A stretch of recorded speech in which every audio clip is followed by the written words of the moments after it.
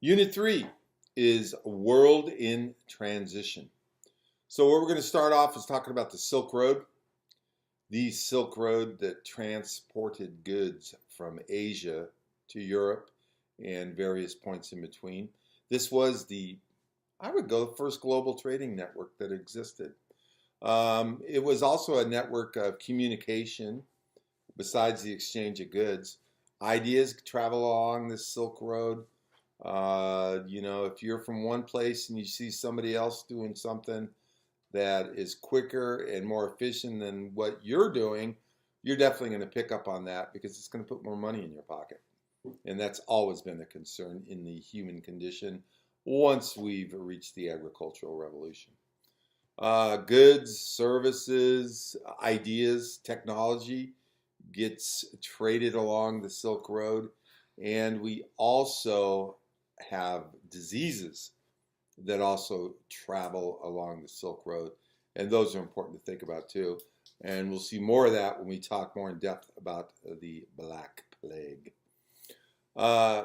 This whole time in Unit 3 is an era of huge trade expansion in world history.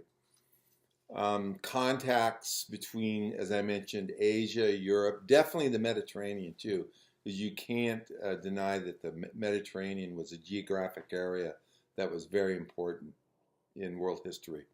The problems with the Silk Road, I mentioned the diseases, the Black Plague, but the basic economic problem with the Silk Road was that it got too expensive. Goods didn't travel from point A to point B, and it was just, a simple exchange at the end destination. Every step of the way along the Silk Road, there'd be somebody out with their hand out going, okay, time to pay me, then your goods can go that way. So the more middlemen you have, the more that eats into your profit. So what might have started out in Asia is pretty reasonable price spice. Boy, by the time it gets to the Mediterranean, or even beyond that up to Europe, it's going to be so expensive that you're not going to be able to sell too much of it. So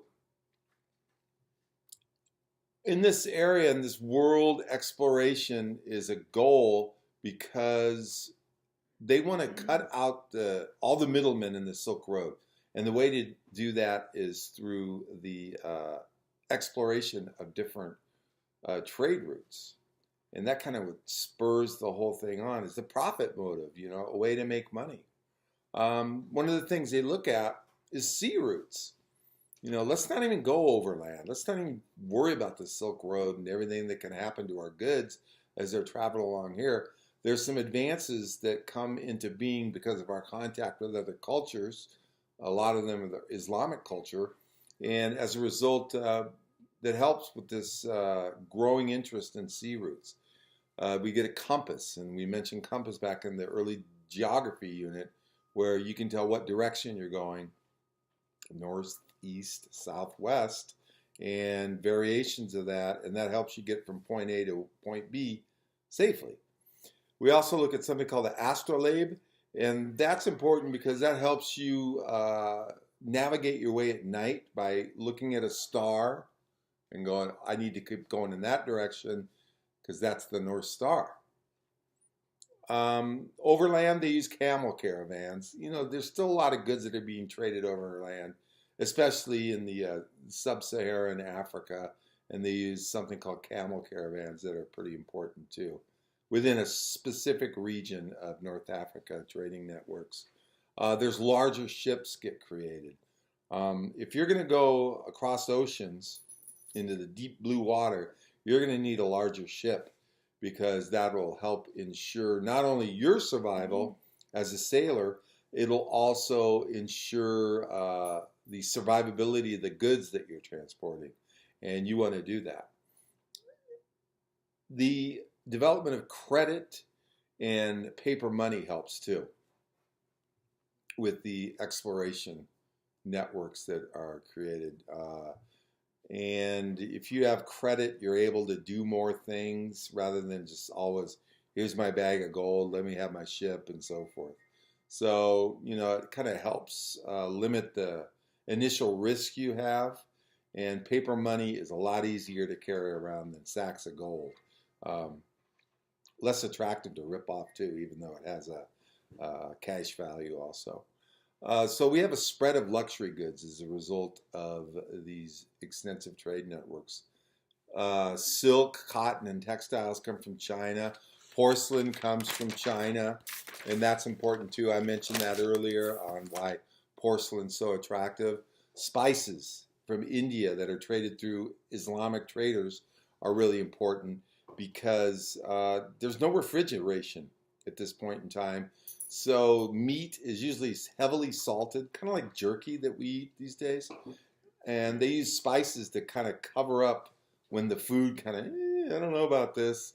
So they just dump a bunch of spices on there, or it helps cover up the saltiness of the food. And those come from India, those spices. Precious metals like gems, those are a high value item.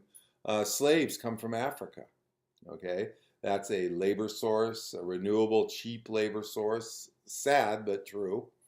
There's exotic animals that come out of Africa, and the olive oil, which is a really important thing to store food in and also cook food with, comes from the Mediterranean area.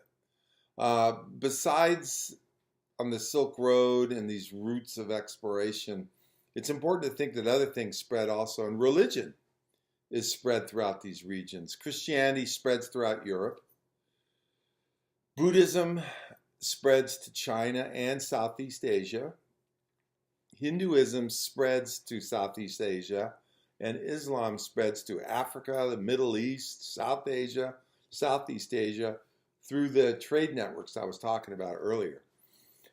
Spread of disease is important too. That has a huge impact on human history. I like that John Green thing we watched this semester, where you never talk about disease in history, but it plays a huge part in history and the human condition also. The Black Death spreads along the Silk Road, it spreads along the trade routes. So wherever people are going, they bring their disease with them too. So it initially shows up in Europe in a Sicilian port of Messina. Sicily's this island off the tip of Italy. You know how Italy looks like a boot? Sicily's right there. And by a trade ship that has a crew of people that have the bubonic plague or Black Death, eventually it spreads throughout entire Europe. Huge populations loss in Europe. Anywhere, conservatives, like 30% of the people died in Europe. And on the high end, they say like 50% of the people died in Europe. So that's huge. It's be like some disease hits here in the United States and we lose anywhere from 110 million people to 170 million people. Just these numbers, it's hard to wrap your head around them. They blamed the Jews for spreading the Black Plague. You see this in history where people that are on kind of the outside get blamed for bad things that happen. Unfortunately, we see that repeated over and over again. And it assisted in the end of the feudal era in Europe, castles and living on the manor. The Black Plague really speeds the end of that up. And it also led to a decrease in the influence of the Roman Catholic Church. And this is how that happened. So the plague is just tearing Europe apart. And most of the healthcare services back at that time were provided by the Roman Catholic Church. So people are sick, they're dying in huge numbers, and people expect that priests would come and minister and give people last rites so that when they pass away, they would go to purgatory, then they go to heaven. Well, some of these priests just bail out. They're like, I'm out of here. I don't want to die of that. So that kind of diminishes the prestige of the Roman Catholic Church. And as a result, people are like, I don't know, maybe the church doesn't have all the answers. Let's shift gears from the Black Death to the Byzantine Empire. Byzantine Empire is important because it's like a continuation of the legacy of Rome. The people who lived in Byzantium considered themselves, the successors of the Roman. They traced their linkages right back to the Roman Empire. They gained more power as the western part of the Roman Empire fell. They see themselves as the eastern part of the Roman Empire. They their influence spreads throughout the region of the Middle East, up into southern Europe, all the way over into Russia. Their influence is very far spread, and they ruled this vast area by creating provinces, kind of like states in some ways. That's a simple way to put it, but I'm going with that. And they're able to rule this huge area by having states and having military rulers in each area. They also differ. The Byzantine government structure differs in the fact that the ruler is not a religious ruler. He's like a secular or of this world ruler, and he has power over the religious ruler. So that makes the Byzantines a little different. And it's the person that's the religious leader in the Byzantine Empire is called a patriarch. So the patriarch has to answer to the emperor of the Byzantine Empire. So that's kind of different too. And they do, one of the ways they see themselves as the legitimate successors of the Romans is by their law code. They build upon the Roman law code. In fact, they refine it through the Emperor Justinian. Now, the growth of Islam kind of coincides with the growth of the Byzantine Empire. There's various Islamic empires in the Middle East, and they're all very vibrant. They're very outreach. They're big into outreach, territorial acquisitions. They spread throughout the Middle East and North Africa. They expand through conquests. You know, they conquer territories. As I mentioned earlier, they bring more people into the Islamic faith by conquering these territories. So Spain, Africa, the Middle East, Persia, all these areas come under Islamic control. And they kind of stratify their society in terms of kind of like the pyramid I talk about. This is the social pyramid. I'm not doing an Illuminati thing, so don't think that. Is Arab Muslims kind of see themselves on the high end of the pyramid compared to even some other believers of Islam. So that's kind of an interesting facet of the growth of Islam. Eventually, the Islamic culture, they focus on scholarship and learning. They start the university systems, and they're really interesting because they kind of keep the legacy in a lot of ways of, along with the Byzantines, they keep the legacy of Greece and Rome alive, because through their educational system, they have a lot of those texts that they keep hold of, and they refine some of the thought processes that went into the early Greeks and the Roman writers at the time. So that makes them pretty unique and definitely worthy of study. European and Japanese feudalism is the next thing I want to talk about. I'm sorry I don't have an appropriate hat. My wife said this was like an explorer hat. To me, it looks like I'm doing yard work, but whatever. European and Japanese feudalism. Feudal Europe had Christianity. That was their faith. They had religious themes in art and literature. All their art had to deal with the Bible. They wrote extensive tracts about the Bible itself and the Word of God and how they interpreted it. They had a feudal government, remember, not Illuminati, feudal pyramid.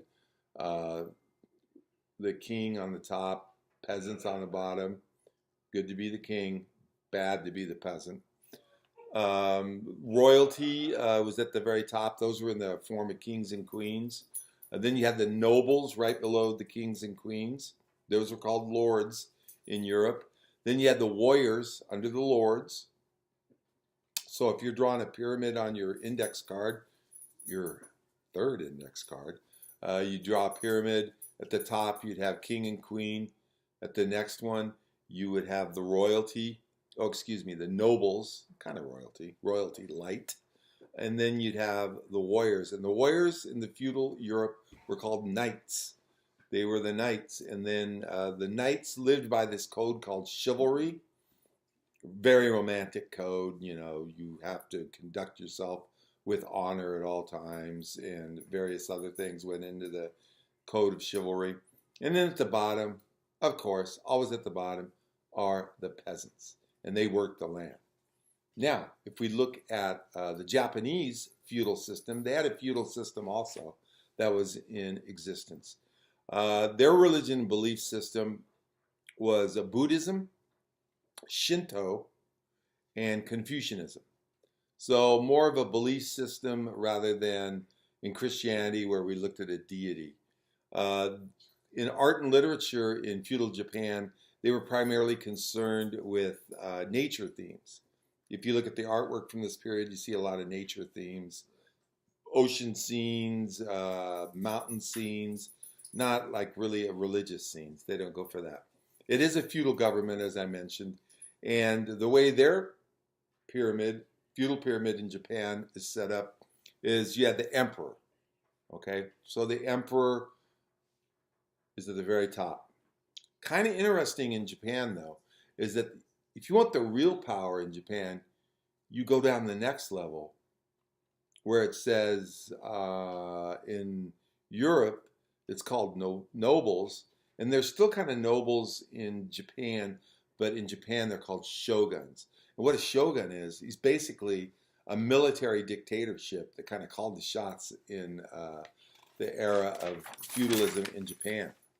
Under that emperor, noble, which is, not noble, but you got the royalty, which is the emperor. Then you have the noble level, which is where the shogun, shogun, operates.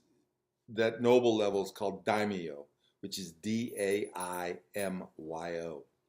That's the next level. Then we have the warrior level, as a lot of you know. Those are called samurai in feudal Japan. And the samurai have a code called Bushido, the warrior code. And then at the very bottom, you know it, the peasants. They worked the land in feudal Japan as they did in feudal Europe too. Change gears again. We are going to the Crusades right now. Let's talk about the Crusades. The Crusades were European Christians versus Seljuk Turks. And the Seljuk Turks were Islamic people. Crusades are important for a lot of different reasons that still impact our current era. But when you look at the Crusades, you have to look at how ideas spread from culture to culture and materials spread also. So it's like one of the most good examples of cultural diffusion, of two cultures coming into contact with each other. And as a result of this contact, both cultures are fundamentally changed as a result. It shared Muslim advances in the sciences, in medicine, in science, in art, in architecture, and in increased trade. Even though these two factions were allegedly at war with one another, they always weren't, and sometimes certain segments of the Islamic population wouldn't be at war, and they would facilitate trade between there. So there's a lot of interactions between the cultures. And there was a constant demand also during the Crusades for transportation. This makes northern Italy incredibly wealthy because they're the guys that are like, we got the boats, we'll transport people back and forth, that's not a problem. All this money coming into northern Italy helps set the stage for the Renaissance that we're going to see in a later unit. And it also, the Crusades themselves also lead to a quest for sea routes.